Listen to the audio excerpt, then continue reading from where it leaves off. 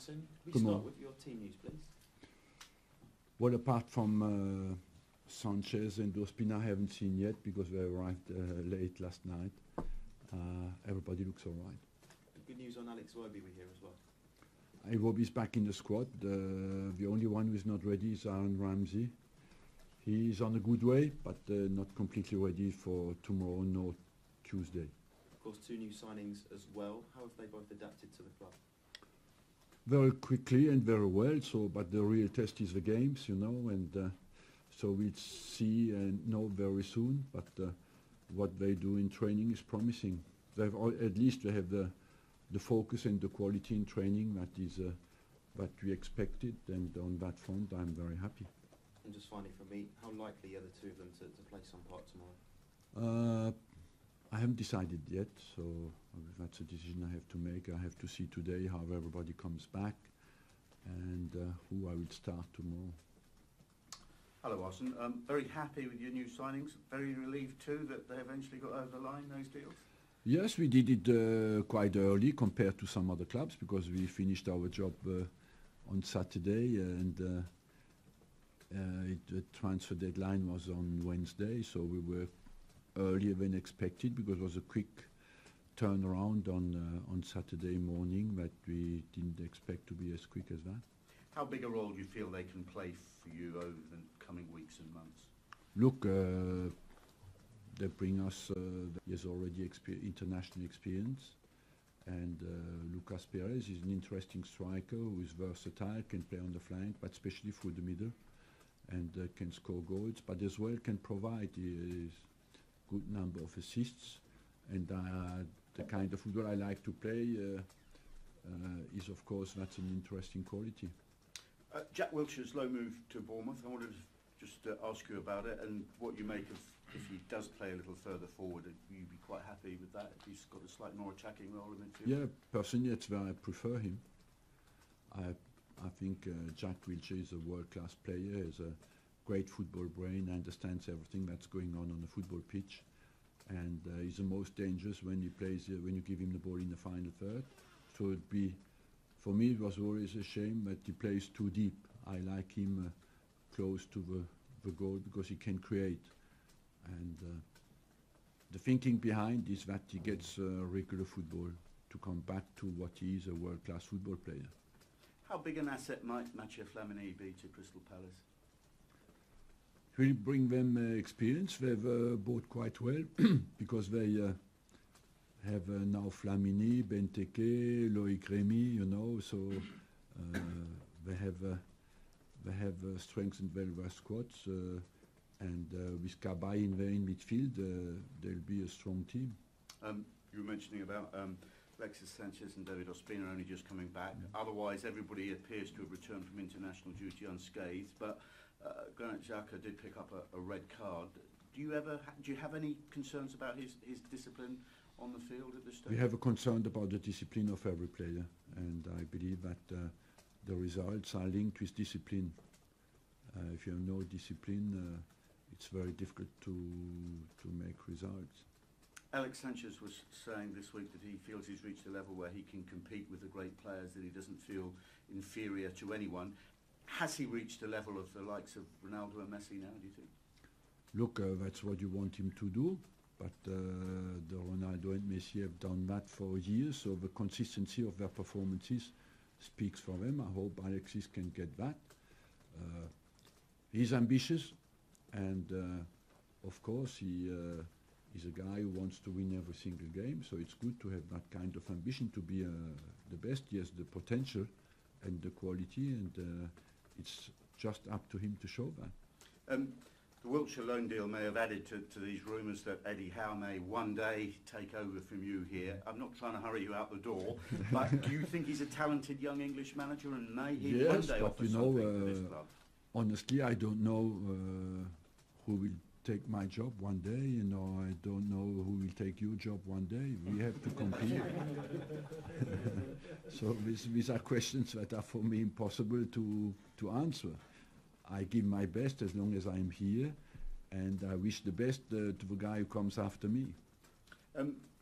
Southampton this weekend, Claude Poole, a player that You obviously were involved with when you were manager in, Yeah. in your early days, and you've, I'm sure, watched his career.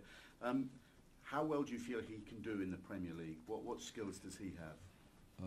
He has now a good experience because he's over 50 and has worked a long time in France. He's a guy who has a great will to do well, and has a very good knowledge in the game. And he has done extremely well in Nice, his last club, so I believe that he's equipped to have a big impact in the Premier League. Is it right that he clattered into you in training once because you dropped him from a game? Sorry? Is it right that he clattered into you in training once because you dropped him from a game? You know, Puel was well known in training to be a good tackler. Even on the morning of a cup final, he could tackle, and even if it was the manager, no problem. Just one last one from me. The Manchester derby this weekend, I mean, it's sure to be a great occasion. They're both right up there at the top. But how significant do you feel this might be in the context of the title race? Look, the two teams have started well, so it will have more psychological impact on than a mathematical impact. You could say that the team who will win tomorrow will be straight away branded as the new favourite to win the Premier League in May, but it's a bit early. But it will be interesting to watch. I'm like you, I'm keen to watch that game and see a little bit what kind of strengths and weaknesses come out of two teams. Just very quickly, I suppose it'll be billed as the two managers, but we shouldn't forget it's really the two teams, isn't it? Of course, it's about the performance on the pitch, you know, and that will be decisive. We know by experience that on this kind of dates, most of the time, it's the big players who make the difference, and that's what you want to see tomorrow. Clearly, just on the subject of the Manchester derby, you're going to be preparing for your match at 3 o'clock, but just give us a bit of an insight. Do you actually then go home, you'll watch the whole 90 minutes of that Manchester derby? Yes, I will watch the game again, yes. And what particularly will you be looking out for in a game?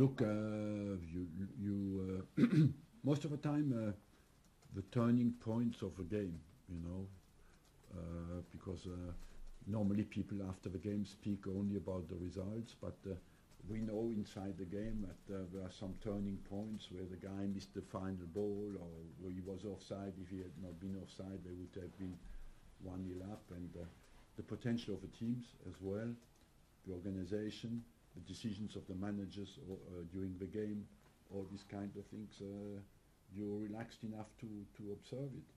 You talked about your new signings earlier on. Is this the most versatile squad that you've had at Arsenal for quite some time in terms of going forward? I would say it's the most mature squad I had for a long time, because they are men, you know, they are not 19, 20-year-old players. They are 24, 27, 28, and the whole squad is quite mature.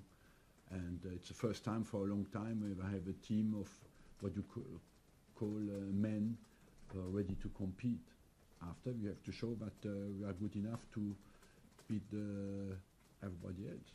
So if they're the most mature squad, does that excite you? Do you think then that you have the best chance in the last few years to win the title? Look, I always believe we have a chance, even when I had young players. You can tell me that, but certainly I had not the squad of players for a long time who had enough experience to compete. And just one last question about integrating everybody into the squad, and with the international break, is it sometimes frustrating that you can't spend enough time getting all your players into the system and the organisation that you want early season, that you're always playing catch up? Yes, that's a little bit the problem at the top level competition now. You have not enough time to practice, and you have many competitions, but now the players, I can focus on the players who stayed here for the 2 weeks and see how everybody comes back, maybe rest a few, and because we play again on Tuesday. So, but the fact that they have a very complete squad, these decisions are easier. Arsene, just on Jack Wilshere, you mentioned about him being at his best when he plays further forward. Was that part of the problem, that you didn't feel you could accommodate him here in that position? Look, Jack, we had a chat together, and he himself was concerned that he would not get enough competition early enough, because he feels ready to play. I couldn't guarantee that as well, so that's why we thought that's a decision. I thought that it looked logical to give him time to really come back to a competitive level. At some stage you need competition, and I couldn't guarantee him that. Is the challenge for him then all the injuries that he's had in the last few years to play 30-35 games, show he can play Exactly. regularly? The challenge for Jack is to play the games, yes. I mean, because when a first teamer aged 24 goes out on loan, you could look at it and say, well, his career's kind of in the balance here. Is that how you see it? Or do you No, not at all. No.